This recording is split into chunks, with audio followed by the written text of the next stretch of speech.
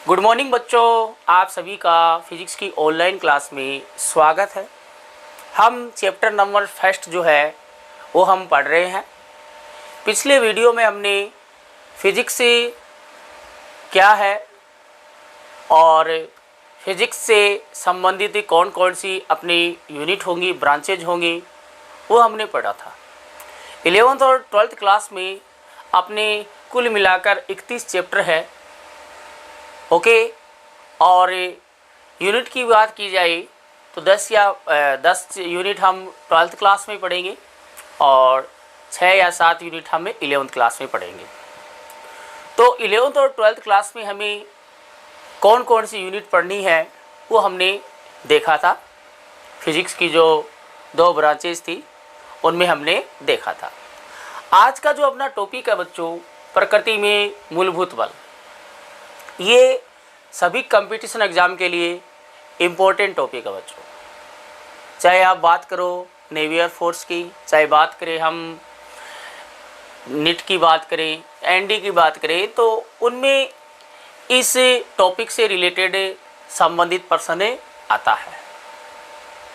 तो बल क्या होता है, आप 9th क्लास में बच्चों पढ़ के आए हो। बल क्या होता है, छोटी क्लासों में आपने बल पढ़ा होगा। किसी भी वस्तु को धक्का मारना या उसे खींचना हम बल बोल सकते हैं। ये तो बेसिक आपकी परिभाषा हो गई। 11th क्लास में हम बल का पूरा चैप्टर पढ़ने वाले हैं बच्चों। बल क्या होगा, कितने प्रकार के होते हैं, सब पढ़ेंगे। लेकिन इस टॉपिक में हम केवल मूलभूत बल पढ़ेंगे। कौन से बल पढ़ेंगे? मूलभूत बल। प्रकृति में अलग अलग प्रकार के बल होंगे। उन बलों में से मूलभूत बल कौन से होंगे वो हमें पढ़ना है इस टॉपिक में। आपको इस टॉपिक में केवल यही आपको याद रखना है कि मूलभूत बल कौन से होते हैं। बाकी और भी बहुत सारे बल होते हैं बच्चों प्रकृति में, हमें सभी पढ़ेंगे। कुछ 11th क्लास में पढ़ेंगे, कुछ 12th क्लास में भी पढ़ेंगे। लेकिन मूलभूत बल कौन से है उनको आपको पढ़ना है। मौलिक बल, मूलभूत बल या मूल बल।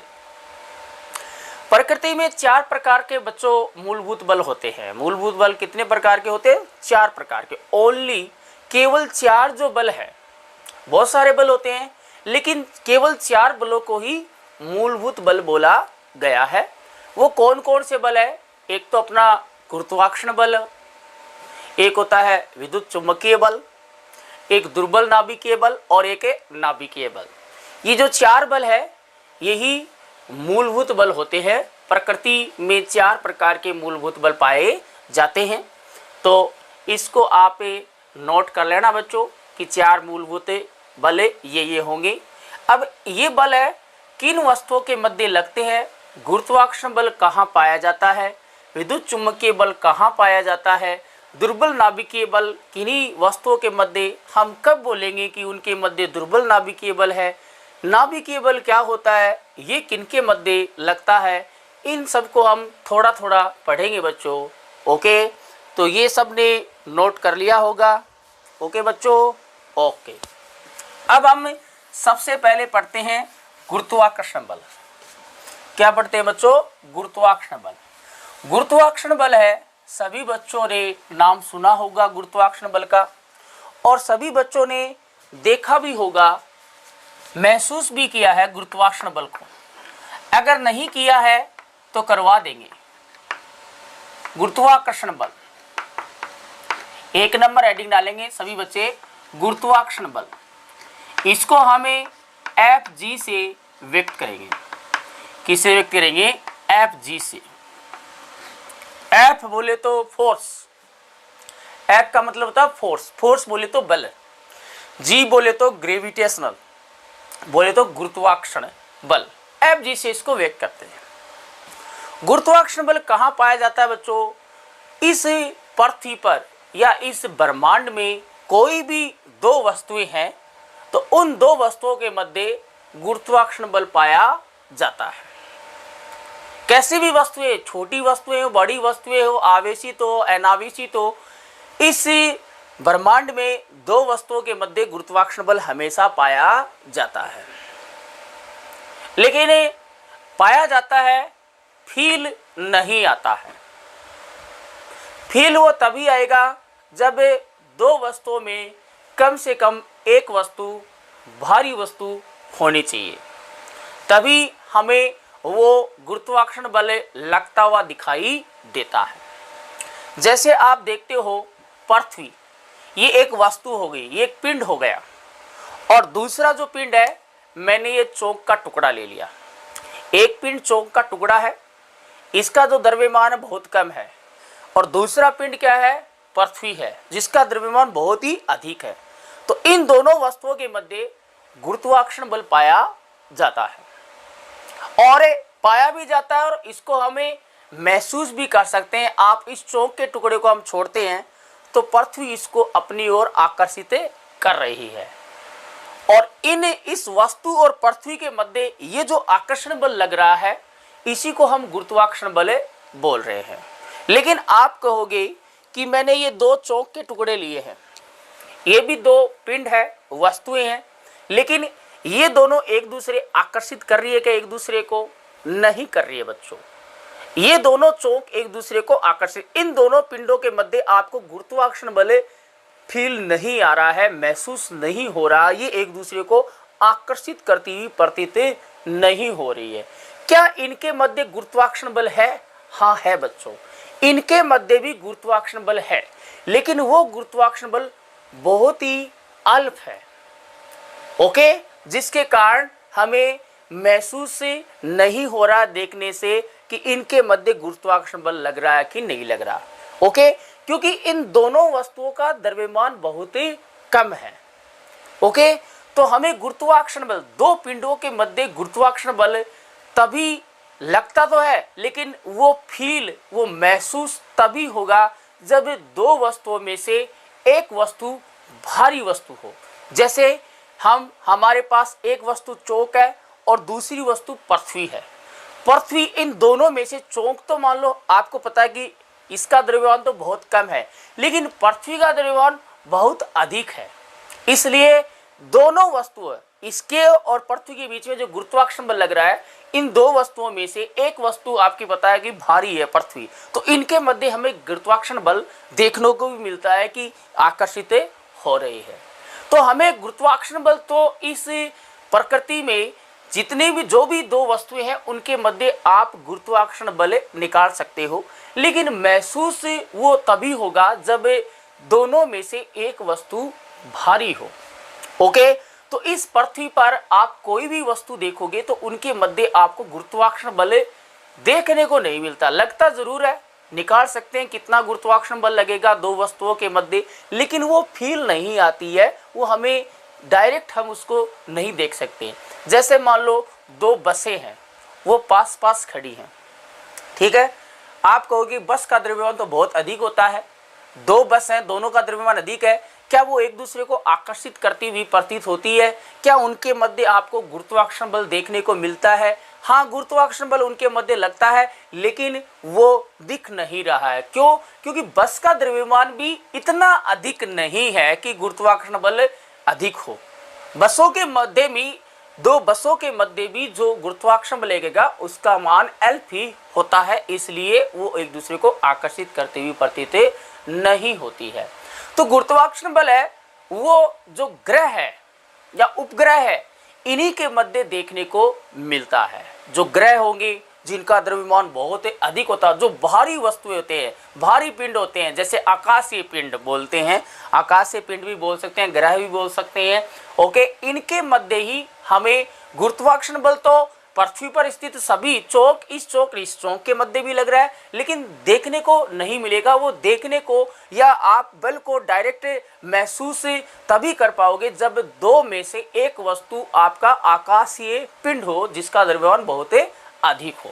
आप चंद्रमा पर जाओगे तो चंद्रमा पर भी यही देखोगे, चंद्रमा क्या है, उपग्रह है, उसका द्रव्यमान भी बहुत अधिक होता है। वहाँ पे भी हम चौक को ऐसे पकड़ के ऐसे छोड़ते हैं तो वो भी चंद्रमा की तरफ, चंद्रमा की ओर गिर जाती है, क्योंकि उस वस्तु और चंद्रमा के मध्य भी गुरुत्वाकर्षण बल पाया जाता है। तो गुरुत्वाकर्षण बल है वो आकर्षण प्रकृति का होता है। बोले तो गुरुत्वाकर्षण बल के कारण वस्तु एक दूसरे को आकर्षित ही करती है, प्रतिकर्षण नहीं, आकर्षण का ही गुण पाया जाएगा गुरुत्वाकर्षण बल के कारण। ठीक है ना। तो गुरुत्वाकर्षण बल है वो किन्हीं दो पिंडों के मध्य लगता है। ओके, और लगता तो सभी पिंडों के मध्य है, चाहे वो हल्का पिंड हो चाहे वो भारी पिंड हो। ठीक है, लेकिन देखने को आपको वो तभी मिलेगा जब दो में से एक पिंड भारी पिंड हो, दूसरा आपका हल्का पिंड हो सकता है। ठीक है, तो गुरुत्वाकर्षण बल हम किसे कहेंगे? देखिए बच्चों, इसकी परिभाषा लिखेंगे।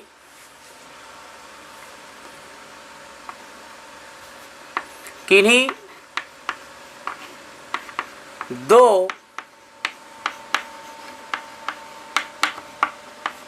पिंडों के मध्य लगने वाला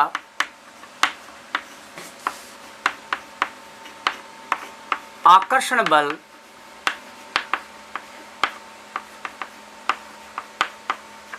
क्या बच्चों? आकर्षण बल होगा, गुरुत्वाकर्षण बल कहलाता है।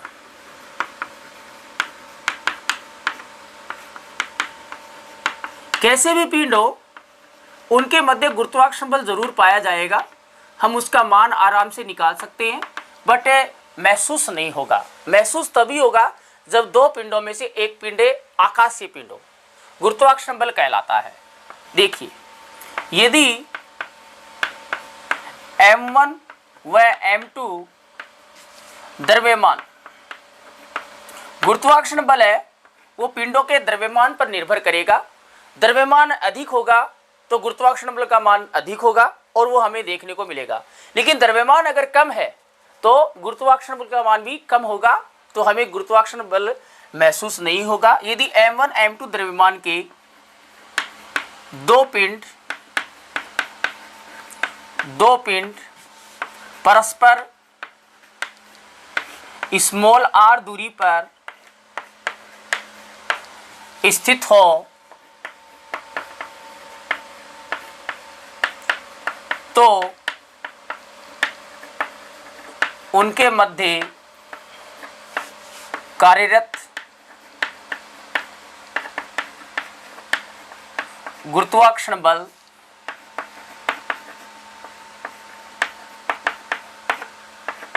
क्या होगा बच्चों?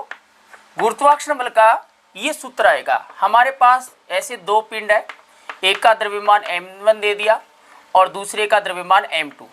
इनके मध्य गुरुत्वाकर्षण बल जो Fg है वो क्या होगा? इनके बीच की दूरी r है, वो जो गुरुत्वाकर्षण बल आएगा वो आएगा बच्चों Fg बराबर g m1 m2 upon r square. ये फॉर्मूला होता है दो पिंडों के मध्य लगने वाले गुरुत्वाकर्षण बल। हम गुरुत्वाकर्षण का बल का मान कोई भी दो पिंड हो, चाहे वो हल्के पिंड हो चाहे भारी पिंड हो, उनके मध्य गुरुत्वाकर्षण बल का मान है हम इस सूत्र की सहायता से निकाल सकते हैं। m1 m2 इन पिंडों के द्रव्यमान जो आपको दिए गए होंगे और दोनों के बीच की दूरी दी गई होगी। यहाँ पर आप देखो गुरुत्वाकर्षण बल है वो द्रव्यमान के क्या समानुपाती, ठीक है ना। ऊपर लिखा है तो समानुपाती, नीचे है वो व्युत्क्रमानुपाती। r स्क्वायर के व्युत्क्रमानुपाती है और m1 m2 के क्या है? समानुपाती है। समानुपाती होगा तो इधर बढ़ेगा तो इधर भी बढ़ेगा। व्युत्क्रमानुपाती बोले तो व्युत्क्रमानुपाती उल्टा, इधर बढ़ेगा तो इधर घटेगा, इधर घटेगा तो इधर बढ़ेगा। समानुपाती m1 m2 के समानुपाती मतलब द्रव्यमान ज्यादा होगा तो गुरुत्वाकर्षण बल का मान भी ज्यादा होगा। इसलिए मैं कह रहा हूँ गुरुत्वाकर्षण बल का मान अधिक देखने को तभी मिलेगा जब गुरुत्वाकर्षण बल अधिक हो, और वो अधिक तभी होगा जब किन्हीं दो पिंडों में से किसी एक पिंड का द्रव्यमान अधिक हो, या तो दोनों का अधिक हो या किसी एक का अधिक हो, या तो दोनों आकाशीय पिंड हो या कोई एक तो आकाशीय पिंड होना ही चाहिए, और उनके बीच की दूरी के वर्ग के व्युत्क्रमानुपाती होता है। कहने वाला दूरी अगर कम होगी तो बल ज्यादा लगेगा, अगर पिंडों के मध्य दूरी ज्यादा होगी तो बल क्या लगेगा? कम लगेगा। ये जो गुरुत्वाकर्षण बल है वो हम 11वीं क्लास में डिटेल में पढ़ेंगे बच्चों, घबराने वाली बिल्कुल भी घबराने की जरूरत नहीं है। हम गुरुत्वाकर्षण बल का पूरा कंप्लीट चैप्टर पढ़ेंगे 11वीं क्लास में। वहाँ पर ये फॉर्मूला भी आएगा, ये फॉर्मूला एक नियम से आता है, वो नियम हम वहाँ पर पढ़ेंगे। यहाँ पर तो आपको यही याद रखना है कि गुरुत्वाकर्षण बल है वो एक मूलभूत बल होता है, इसको हम डिटेल में पढ़ेंगे बच्चों। ओके, और गुरुत्वाकर्षण बल है वो दो किन्हीं भी दो पिंडों के मध्य लगता है और आकर्षण प्रकृति का होता है। ओके, और ये फॉर्मूला जहां जी जो होता है बच्चों, जहां जी का जो मान होता है वो होता है 6.67 इंटू 10⁻11 न्यूटन मीटर स्क्वायर पर केजी स्क्वायर ओके, ये जी का मान होता है बच्चों। जी का मान है, जी को हम सार्वत्रिक गुरुत्वीय नियतांक बोलते हैं, जो हम गुरुत्वाकर्षण बल वाले चैप्टर में इसको हम पढ़ेंगे। ओके, इसको सार्वत्रिक गुरुत्वीय नियतांक बोलते हैं और इसका मान जो है वो सभी ग्रहों पर, सभी स्थानों पर एक समान होता है, इतना ही लेते हैं, नियतांक आ गया। ठीक है, यहाँ तक नोट कर लेंगे सभी बच्चे। थोड़ा थोड़ा हम सभी बलों को पढ़ लेते हैं, इनको डिटेल में हमें पढ़ना है, चैप्टर में आएंगे, गुरुत्वाकर्षण बल का पूरा कंप्लीट चैप्टर है, उसमें हम इसको डिटेल में पढ़ेंगे। यहाँ पर आपको यही देखना है कि गुरुत्वाकर्षण बल जो है वो एक मूलभूत बल होता है, वो किनके मध्य लगता है, किन्हीं दो पिंडों के मध्य लगता है। ओके, नोट कर लिया होगा। अब इसमें एक इंपॉर्टेंट चीजें और देखनी है बच्चों, ये इंपॉर्टेंट पॉइंट है। गुरुत्वाकर्षण बल 4 मूलभूत बलों में से सबसे दुर्बल बल होता है।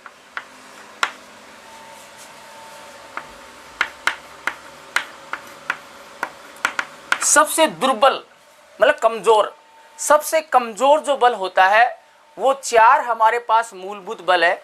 इन 4 में से सबसे दुर्बल कमजोर बल कौन सा होता है, सबसे कम जो बल होता है वो गुरुत्वाकर्षण बल ही होता है। क्वेश्चन आ गया कि 4 मूलभूत बलों में से सबसे दुर्बल बल कौन सा होता है, गुरुत्वाकर्षण बल होता है, विद्युत चुम्बकीय बल होता है, या दुर्बल नाभिकीय बल होता है, या नाभिकीय बल। कुछ बच्चे दुर्बल नाम आगे नाभिकीय के लगा होता है इसलिए उसको करके आ जाते हैं, लेकिन गुरुत्वाकर्षण बल सबसे दुर्बल बल होता है। इसीलिए तो हम कह रहे हैं कि 2 भारी पिंडे होते हैं तभी आपको देखने को मिलता है, अदरवाइज हल्के पिंडों के मध्य तो इसका मान बहुत ही अल्प होता है। ठीक है बच्चों, नोट कर लिया होगा ये पॉइंट। ओके, अगला बल देखते हैं बच्चों आप, सेकंड विद्युत चुम्बकीय बल।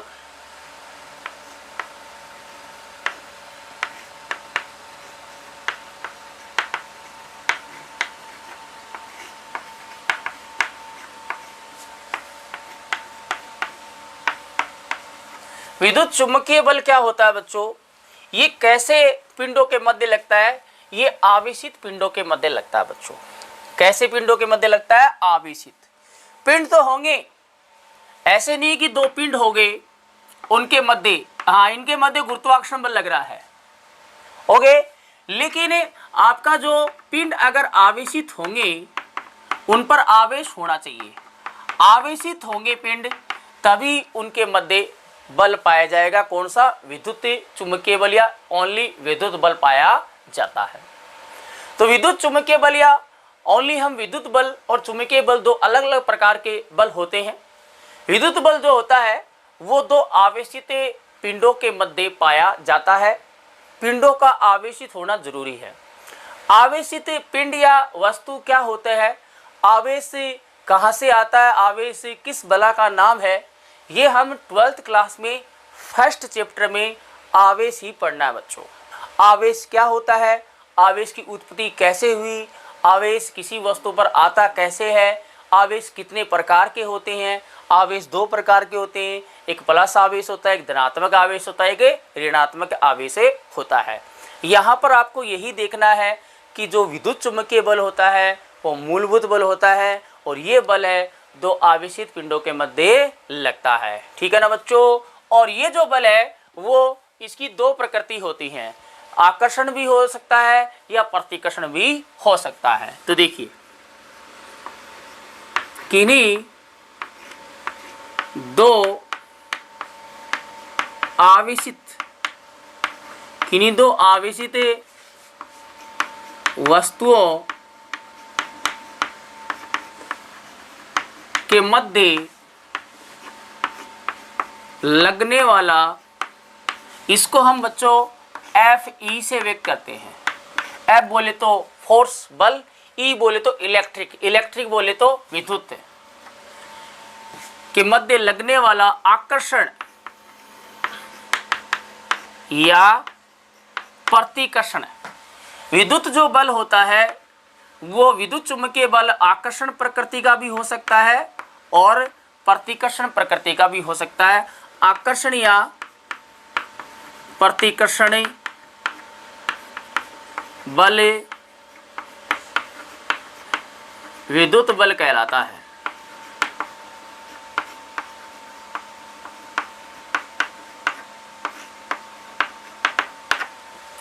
ओके, तो विद्युत बल जो होता है या विद्युत चुंबकीय बल है वो आकर्षण प्रकृति का भी हो सकता है। आकर्षण मतलब एक दूसरे को अपनी ओर खींचेंगी। प्रतिकर्षण बल बोले तो एक दूसरे को दूर धकेलना। आकर्षण मतलब एक दूसरे के पास बुलाना, प्रतिकर्षण मतलब दूर धकेलना। ओके ओके, अब देखिए, यदि दो आवेश Q1 व Q2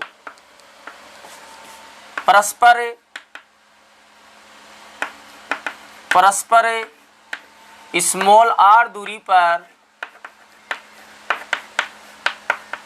स्थित हो तो उनके मध्य कार्यरत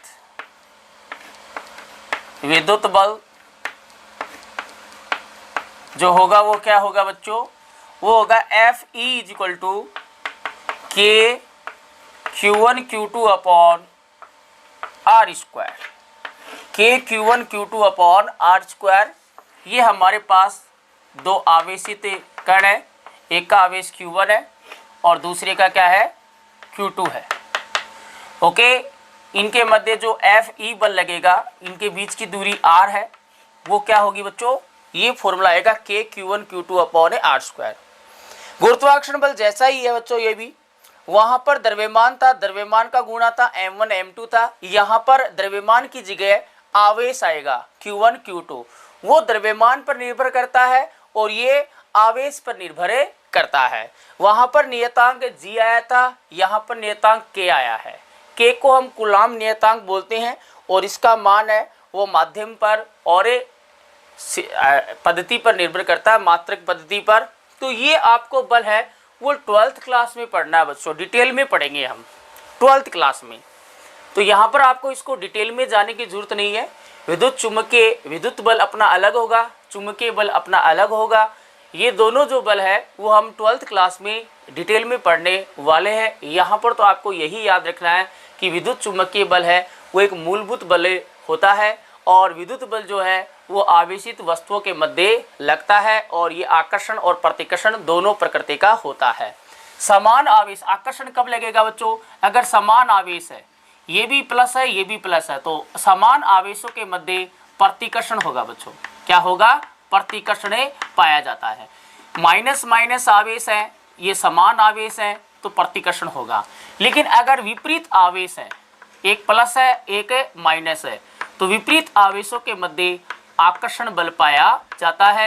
ये प्रतिकर्षण मतलब ये एक दूसरे को आवेश एक दूसरे को दूर धकेलेंगे, ये भी दूर धकेलेंगे, और विपरीत प्रकृति है तो पास पास बुलाएंगे, आकर्षण होगा। ठीक है बच्चों, तो इसको आपको 12th क्लास में डिटेल में पढ़ना है। यहाँ पर आपको यही देखना है कि विद्युत चुंबकीय बल क्या होता है बच्चों, मूलभूत बल होता है और ये विद्युत बल जो है वो आवेशित कणों के मध्य लगता है और किन्हीं दो आवेशित वस्तुओं के मध्य हम विद्युत बल इस सूत्र से निकाल सकते हैं। तो यहाँ पर आपको इस सूत्र पर कोई क्वेश्चन नहीं करना है, ये क्वेश्चन हम 12th क्लास में करेंगे इस सूत्र पर आधारित। ओके, तो ये जो होता है वो कूलाम नियम होता है, कूलाम का नियम जो हम 12th क्लास में पढ़ेंगे बच्चों। कूलाम का नियम क्या होता है, ओके, नोट कर लिया होगा सभी बच्चों ने। तीसरा बल हम पढ़ते हैं बच्चों। तीसरा जो अपना बल है, मूलभूत बल है, वो है दुर्बल नाभिकीय बल।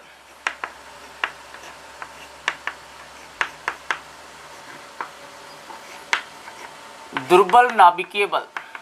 तीसरा मूलभूत बल क्या है बच्चों? दुर्बल नाभिकीय बल। ये किनके मध्य लगता है वो हम देखते हैं बच्चों।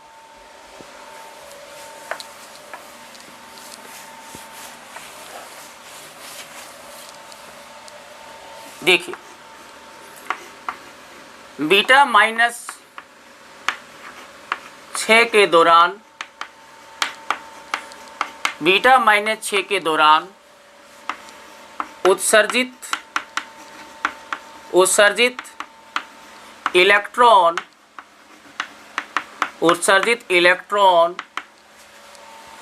व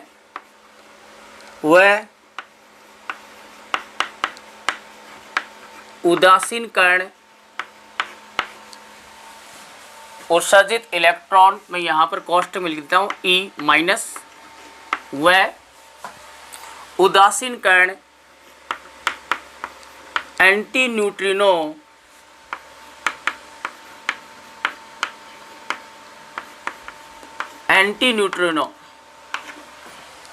गामा माइनस, सॉरी न्यू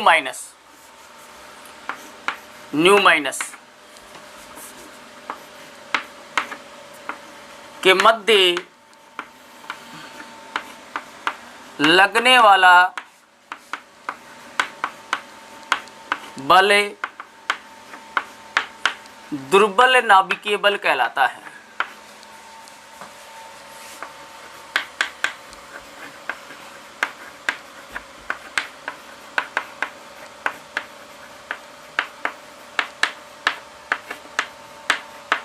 तो दुर्बल नाभिकीय बल किनके मध्य लगता है?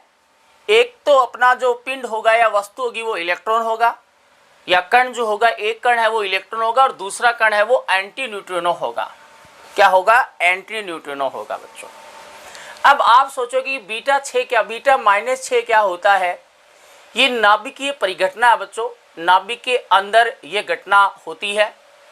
ओके, बीटा 6 क्या होता है? ये हम 12th क्लास में, ये 12th क्लास से संबंधित बल है, 12th क्लास में हम पढ़ेंगे बच्चों। ओके, 12th क्लास में हम वहाँ पर नाभिकीय परिघटना पढ़ेंगे। वहाँ पर हम अल्फा 6, बीटा 6 और गामा 6 तीनों प्रकार के 6 देखने वाले हैं।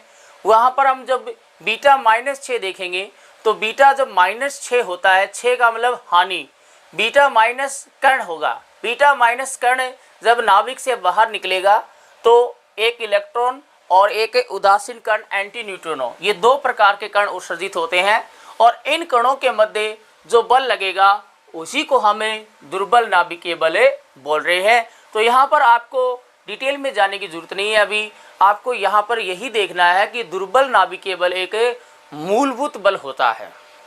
ओके, और ये किनके मध्य लगता है? ये बल है वो इलेक्ट्रॉन व एंटी न्यूट्रिनो, ये 2 कण होंगे, इन कणों के मध्य ही लगता है। सभी पिंडों के मध्य नहीं पाया जाएगा ये इलेक्ट्रॉन और एंटी न्यूट्रिनो इनके मध्य लगता है। ओके, इसको हम किससे व्यक्त करेंगे बच्चों? FWN से व्यक्त करते हैं। F बोले तो बल हो गया, फोर्स, W बोले तो वीक बोले तो दुर्बल, N बोले तो न्यूक्लियर बोले तो नाभिकीय, वीक न्यूक्लियर फोर्स हो गया ये। ओके, दुर्बल नाभिकीय बल नोट कर लिया होगा सभी बच्चों ने। अब लास्ट बल हम पढ़ते हैं बच्चों। लास्ट जो है वो अपना है नाभिकीय बल। क्या है बच्चों? नाभिकीय बल है।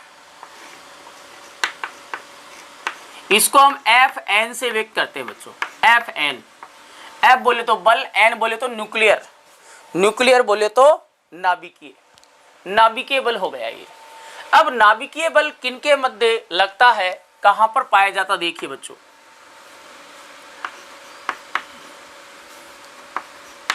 परमाणु के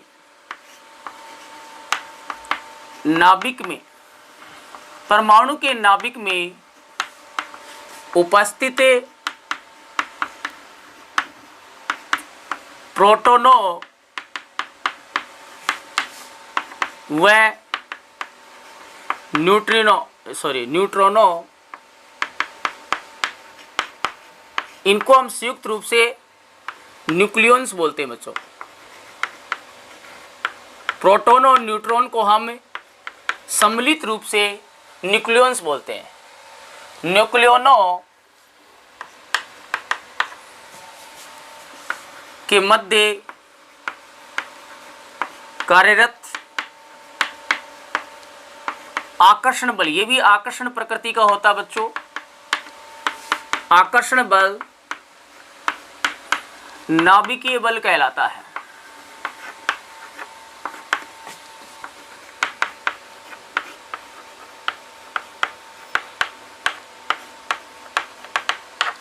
तो हमने आधुनिक भौतिकी देखी थी, ब्रांच फिजिक्स की। उस आधुनिक भौतिकी में हमने यूनिट देखी थी, एक तो नाभिकीय भौतिकी, एक परमाणु भौतिकी।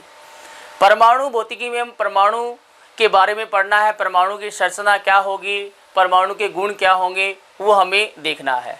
नाभिकीय भौतिकी में हमें नाभिक की संरचना और नाभिक के गुण देखेंगे। ठीक है, ये दोनों जो चैप्टर है, दोनों ये जो यूनिट है, वो आपको 12th क्लास में देखने को मिलेगी। नाभिकीय बल है वो भी आपको 12th क्लास में पढ़ना है। ठीक है, आपने केमिस्ट्री में 11th क्लास में केमिस्ट्री में चलता है परमाणु का चैप्टर। ओके, परमाणु, ये आपका परमाणु है और परमाणु के केंद्र में नाभिक पाया जाता है। ठीक है, परमाणु है वो 3 प्रकार के कणों से मिलकर बना होता है, प्रोटॉन, न्यूट्रॉन और इलेक्ट्रॉन। प्रोटॉन और न्यूट्रॉन जो है वो इस नाभिक के अंदर पाए जाते हैं। किसी भी परमाणु के जितने भी प्रोटॉन, किसी एक परमाणु की बात करें, किसी एक परमाणु की बात करें, तो उस परमाणु के प्रोटॉन और न्यूट्रॉन जो है वो नाभिक में ही पाए जाते हैं, बाहर कहीं नहीं मिलेंगे। सारे के सारे प्रोटॉन और न्यूट्रॉन कहाँ होते हैं बच्चों? नाभिक में होते हैं। क्या होते हैं? नाभिक। तो नाभिक में 2 प्रकार के कण पाए जाते हैं बच्चों, प्रोटॉन और न्यूट्रॉन। परमाणु के समस्त प्रोटॉन और न्यूट्रॉन कहाँ पर पाए जाएंगे? उस परमाणु के नाभिक में ही पाए जाते हैं। तीसरा प्रकार का जो कण है इलेक्ट्रॉन, वो नाभिक के अंदर नहीं होगा बच्चों। नाभिक के अंदर इलेक्ट्रॉन नहीं होता है, वो इसे नाभिक के चारों ओर बोहर के मॉडल के अनुसार क्या वर्ताकार कक्षाओं में चक्कर लगाते हैं। ये चक्कर लगाते हैं। इलेक्ट्रॉन है वो नाभिक के अंदर नहीं, हाँ परमाणु के अंदर होंगे इलेक्ट्रॉन, लेकिन नाभिक के अंदर नहीं होंगे। नाभिक के अंदर केवल प्रोटॉन और न्यूट्रॉन होंगे। इलेक्ट्रॉन परमाणु के अंदर है, बट नाभिक के चारों ओर वर्ताकार कक्षाओं में चक्कर लगाते हैं बोर के मॉडल के अनुसार, सोमरफील्ड के अनुसार वो दीर्घ वर्ताकार कक्षाओं में चक्कर लगाते हैं। वो हमें जब परमाणु वाला चैप्टर पढ़ेंगे वहां पर पढ़ेंगे। तो देखिए बच्चों, इस नाभिक के अंदर हमें पता है कि 2 प्रकार के कण हैं, प्रोटॉन और न्यूट्रॉन। तो नाभिक के अंदर ये जो प्रोटॉन और न्यूट्रॉन है, ये आपस में एक दूसरे से बंधे हुए होते हैं। ठीक है, नाभिक के अंदर प्रोटॉन और न्यूट्रॉन जो है वो नाभिक के अंदर किसी बल द्वारा बंधे हुए होते हैं। इनका मतलब प्रोटॉन और न्यूट्रॉनों के मध्य एक आकर्षण बल पाया जाता है और उस बल के कारण ही वो नाभिक के अंदर आपस में बंधे हुए रहते हैं। उस आकर्षण बल को ही हमें नाभिकीय बल कहते हैं। तो नाभिक के अंदर प्रोटॉन और न्यूट्रॉनों के मध्य जो आकर्षण बल पाया जाता है, जिस बल के कारण नाभिक के अंदर प्रोटॉन और न्यूट्रॉन आपस में बंधे हुए रहते हैं, उस बल को हम नाभिकीय बल बोलते हैं बच्चों। क्या बोलते हैं? नाभिकीय बल बोलते हैं। नाभिकीय बल है प्रोटॉन और न्यूट्रॉनों के बीच में ही नहीं, ये प्रोटॉन और प्रोटॉनों के बीच में भी लगता है, न्यूट्रॉन और न्यूट्रॉनों के बीच में लगता है, और प्रोटॉन और न्यूट्रॉन के बीच में भी लगता है। इसको हम डिटेल में नाभिकीय बल है, ये पूरा टॉपिक अपना 12th क्लास में हम इसको डिटेल में पढ़ने वाले हैं नाभिकीय बल को। यहाँ पर आपको केवल यही ध्यान में रखना है कि नाभिकीय बल जो होता है वो मूलभूत बल होता है और ये किनके मध्य लगता है?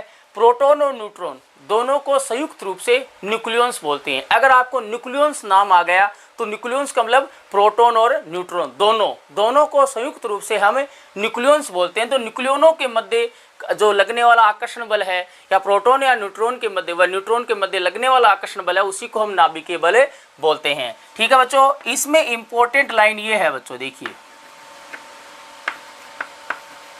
प्रकृति में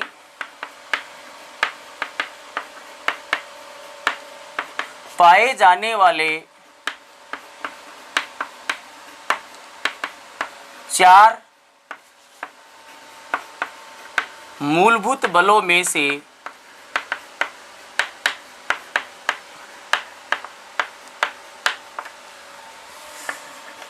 नाभिकीय बल सबसे प्रबल बल होता है। सबसे चार में से, इन चारों में से सबसे दुर्बल जो बल होता है वो कौन सा होता है बच्चों? गुरुत्वाकर्षण बल होता है। सबसे कमजोर बल, सबसे वीक बल, सबसे कम बल। लेकिन सबसे प्रबल कौन सा होता है? नाभिकीय बल सबसे प्रबल होता है। इस प्रकृति में जितने भी बल होते हैं सबसे प्रबल बल है नाभिकीय बल होता है। मूलभूत बल तो चार ही है, लेकिन अगर सभी बलों की बात करें सबसे प्रबल बल नाभिकीय बल होता है। तो कहने का मतलब प्रोटॉन और न्यूट्रॉन, नाभिक के अंदर प्रोटॉन और न्यूट्रॉन नाभिकीय बल द्वारा बंधे होते हैं। तो अगर हमें किसी परमाणु से प्रोटॉन और न्यूट्रॉन को अगर बाहर निकालना है तो इन प्रोटॉनों और न्यूट्रॉनों के मध्य लगने वाले नाभिकीय बल को हमें हटाना पड़ेगा, तभी प्रोटॉन और या न्यूट्रॉन इस नाभिक से बाहर आएंगे। तो किसी एक बल को हटाने के लिए हमें कोई दूसरा बल लगाना पड़ेगा। हम बाहर से बाह्य बल लगाकर इस प्रोटॉन और न्यूट्रॉन के मध्य लगने वाले नाभिकीय बल को हम तोड़ेंगे और प्रोटॉन और न्यूट्रॉन को बाहर निकालेंगे परमाणु से। लेकिन हमें पता है कि किसी भी बल को हटाने के लिए हमें उससे ज़्यादा बल लगाना पड़ेगा, तभी वो बल हटेगा। कहने का मतलब है प्रोटॉन और न्यूट्रॉन को नाभिक से बाहर निकालने के लिए हमें नाभिकीय बल से ज़्यादा बल लगाना पड़ेगा, तभी प्रोटॉन न्यूट्रॉन नाभिक से बाहर आ पाएंगे। लेकिन हमें पता है कि प्रकृति में सबसे जो प्रबल बल होता है नाभिकीय बल होता है। नाभिकीय बल से प्रबल तो कोई होता ही नहीं है। किसी भी प्रकार का बल है वो नाभिकीय बल से अधिक नहीं होगा। इस कहने का मतलब है हमें नाभिकीय बल से अधिक बल कोई मिलेगा नहीं, और वो मिलेगा नहीं तो कभी भी प्रोटॉन और न्यूट्रॉन नाभिक से बाहर नहीं आ पाएंगे, नाभिकीय बल कभी भी नहीं टूटेगा। इसलिए प्रोटॉन न्यूट्रॉन कभी भी परमाणु के नाभिक से बाहर नहीं आ पाते हैं। ओके, सबसे प्रबल बल है, नोट कर लिया होगा सभी बच्चों ने। तो ये भी इंपॉर्टेंट लाइन है बच्चों, कि प्रकृति में पाए जाने वाले चार मूलभूत बलों में से सबसे प्रबल बल कौन सा बच्चों? सबसे प्रबल बल जो होता है वो नाभिकीय बल होता है, और सबसे दुर्बल बल की बात की जाए तो वो गुरुत्वाकर्षण बल होता है। अब इन चारों बलों को हमने पढ़ लिया है बच्चों, नोट कर लिया होगा सभी ने। इन चारों बलों में आपस में हम तुलना करते हैं। हमें पता है कि सबसे कम होगा वो गुरुत्वाकर्षण होगा और सबसे अधिक होगा वो नाभिकीय होगा। लेकिन बाकी दो बलों की हमें भी चारों की तुलना करनी है। तो देखिए मूलभूत बलों की तुलना, एडिंग डालेंगे, मूलभूत बलों की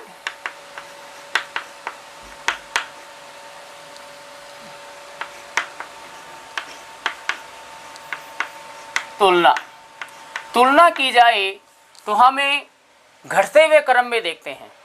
सबसे अधिक, उसके बाद में कम, फिर सबसे कम। सबसे अधिक कौन सा होता है बच्चों? नाभिकीय बल होता है Fn। इससे कम, ग्रेटर देन का सिंबल आ गया है, Fn है वो बड़ा है।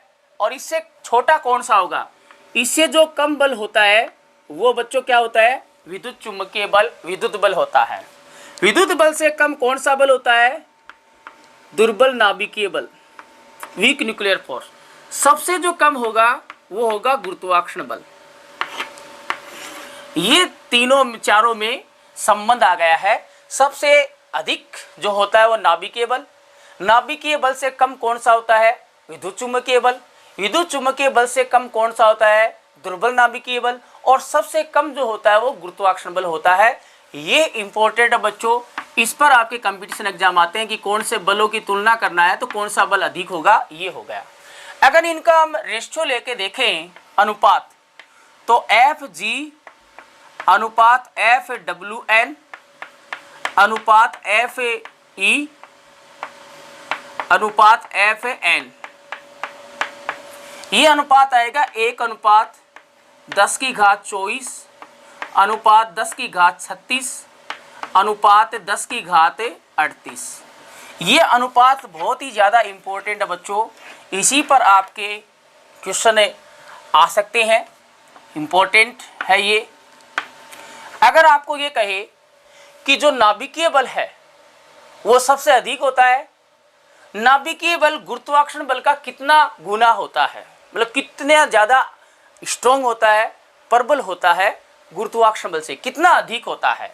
तो हमें क्या करना है, जिन दो बलों की हमें तुलना पूछी है उन दो बलों का आप रेशियो ले लो। ये रेशियो आपको याद रखना है, अनुपात है।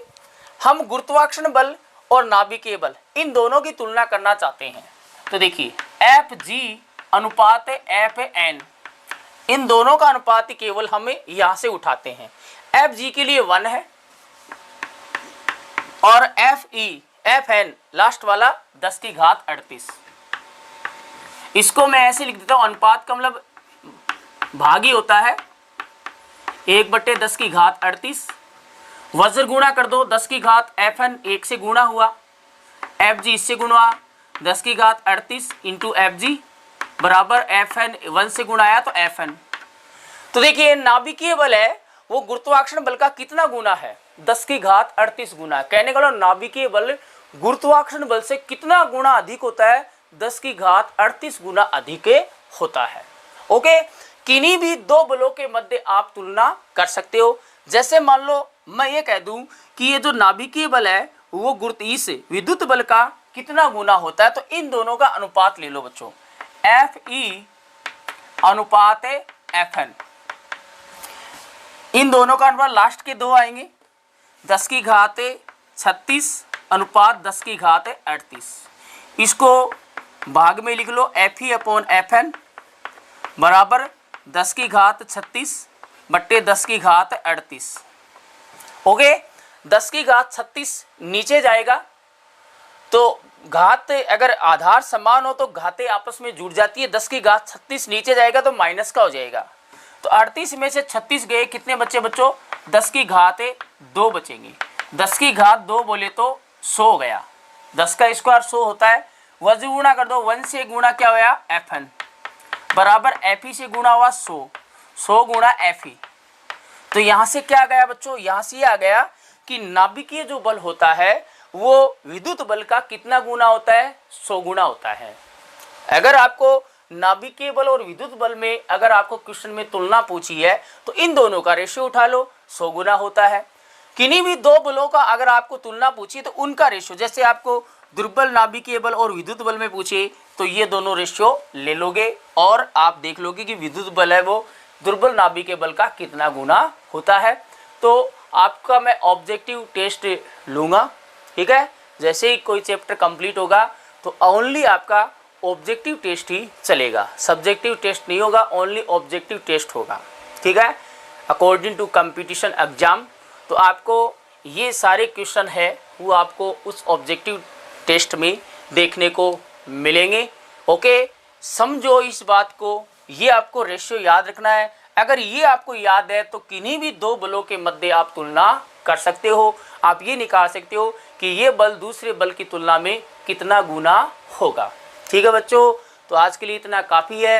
ये जो 4 मूलभूत बल हैं, प्रकृति में 4 प्रकार के मूलभूत बल पाए जाते हैं, कौन कौन से होंगे वो आपको याद होना चाहिए।